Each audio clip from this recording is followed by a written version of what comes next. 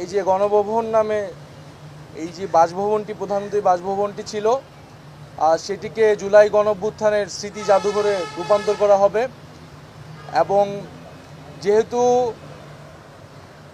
৩৬শে জুলাই অথবা ৫ই আগস্ট জনগণ এইটি জয় করেছে এবং অনেক রক্তের এবং আত্মত্যাগের ভিতর দিয়ে আমরা কিন্তু এই ৫ই আগস্টের মুহূর্তটি পেয়েছি।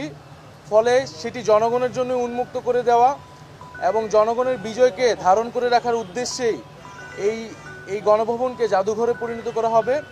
এবং এটি শুধু বাংলাদেশেই নয়, আমরা পৃথিবীর বুকে একটি নিদর্শন হিসেবে রাখতে চাই যে কোনো স্বৈরাচারী, ফ্যাসিস্ট, খুনি রাষ্ট্রনায়কদের আসলে কি পরিণত হয় এবং জনগণই যে আসল মালিকানার এবং ক্ষমতার মালিক, সেই বিষয়টিকে একটি নিদর্শন হিসেবে পুরো পৃথিবীর বুকে রাখার জন্যই আমরা এই গণভবনটিকে জুলাই গণঅভ্যুত্থানের স্মৃতি জাদুঘরে পরিণত করার সিদ্ধান্ত নিয়েছি সরকারের পক্ষ থেকে। এবং সেই উদ্দেশ্যে আজকে আমাদের প্রাথমিক ভিজিট ছিল, যেখানে আমরা এখানে যারা দায়িত্বরত আছেন গণপূর্ত এবং স্থাপত্য বিভাগের দায়িত্বশীল, তাদের সাথে কথা বলেছি, তাদের থেকে আমরা প্রাথমিক পরামর্শ নিয়েছি এবং আমাদের আকাঙ্ক্ষাগুলো বলেছি যে আমরা কিভাবে দেখতে চাই।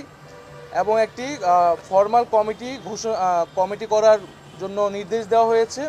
হয়তো আগামীকালের মধ্যেই কমিটিটি হয়ে যাবে এবং কমিটি হলে এটি হয়তো নেক্সট সপ্তাহ থেকে আমরা কাজ শুরু করব। এবং বলা হয়েছে যাতে দ্রুত সময়ের মধ্যে আমরা এটি উদ্বোধন করতে পারি, সেই জন্য খুব দ্রুত গতিতে কাজ সম্পাদন করার জন্য। যে ৩৬ দিনের যে অভ্যুত্থানটি, সেই অভ্যুত্থানের পুরো সামগ্রিক স্মৃতিটা থাকবে, দিনলিপিতে থাকবে।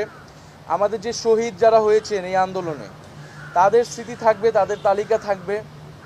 এবং এই আন্দোলন ছাড়াও গত 16 বছরে আমরা এই অভ্যুত্থানটাকে তো একটা 16 বছরের একটা লড়াইয়ের একটা মুহূর্ত আমরা 5ই আগস্টে পেয়েছিলাম। তো এই পুরো 16 বছরের যে আমাদের যেই নিপীড়ন হয়েছে, যারা গুম হয়েছে তাদের তালিকা থাকবে এবং যাদের বিচার বহির্ভূত হত্যা হয়েছে, এই সকল বিষয়গুলোর একটা রিপ্রেজেন্টেশন থাকবে। এবং যেখানে আমরা সিদ্ধান্ত নিয়েছি এই যে স্থাপত্যটা এখন ভগ্নাবশেষ অবস্থায় আছে, সেটিকে সর্বোচ্চ সেই অবস্থায় রেখেই আমরা এই জাদুঘরটি করা হবে। এবং এখানে কিছু ডিজিটাল রিপ্রেজেন্টেশনও থাকবে। আমরা এই ভগ্নাবশেষগুলো রেখেই আমরা কিছু ডিজিটাল কার্যক্রমের মাধ্যমে জাদুঘরটি থাকবে এবং পুরো 16 বছরের আমরা একটা চিত্র সেখানে তুলে ধরার চেষ্টা করব। পরবর্তী প্রধানমন্ত্রীর বাসভবন বিষয়ে সেটা পরবর্তীতে আলোচনা হবে। এখন আমাদের যে প্রধান উপদেষ্টা ডক্টর মোহাম্মদ ইউনূস, তিনি যেখানে আছেন যমুনাতে, তিনি সেখানেই থাকবেন।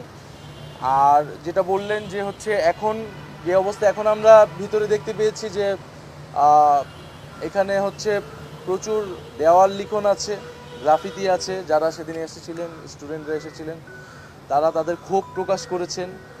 এবং এখানে অনেকে কিছু ফার্নিচার, আসবাবপত্র যেগুলো লুটপাট হয়েছিল, সেগুলো কিন্তু মানুষ আবার রেখে গেছে, সেগুলোও সংরক্ষণ করা হয়েছে।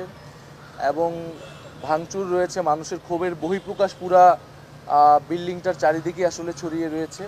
আমরা চেষ্টা করব সেই ক্ষোভগুলোকে যথাসম্ভব ইনটেক্ট রেখেই জাদুঘরের কার্যক্রমটা করার। এই মাসেই আমরা কিন্তু শহীদ পরিবার যতটুকু পর্যন্ত আমরা তালিকা করেছি, তালিকা প্রায় শেষের দিকে, এবং সেই শহীদ পরিবারদের নিয়ে আমরা এই মাসে একটি স্মরণ সভার আয়োজন করব বেশ বড় করে আর কি।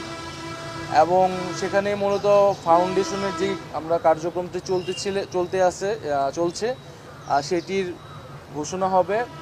এবং আমাদের যেই আহতদের ব্যাপারে এবং শহীদ পরিবারদের ব্যাপারে যে কমিটমেন্টগুলো, আর্থিক এবং অন্যান্য প্রতিশ্রুতিগুলো সেখান থেকে দেওয়া হবে এবং যে তালিকাটিও সেখান থেকে আমরা ঘোষণা করব। এটা এই মাসের মধ্যেই হবে।